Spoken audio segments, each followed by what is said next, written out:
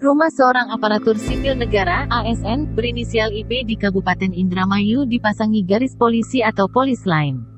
Lokasi tersebut tepatnya berada di Kompleks Perumahan Korpri di Kecamatan Sindang, Kabupaten Indramayu. Rumah ASN itu diduga menjadi rumah produksi oli oplosan dan BBM ilegal.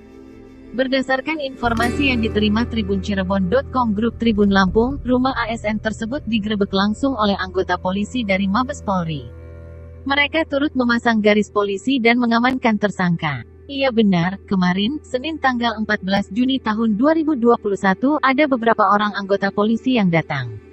Saya bersama warga lain diminta menyaksikan saat rombongan polisi memasangi garis polisi, ujar salah seorang warga Yayah, Selasa, tanggal 15 Juni tahun 2021. Saat dikonfirmasi, Kapolsek Sindang, Ibtu Saifullah membenarkan soalnya adanya penggerebekan tersebut.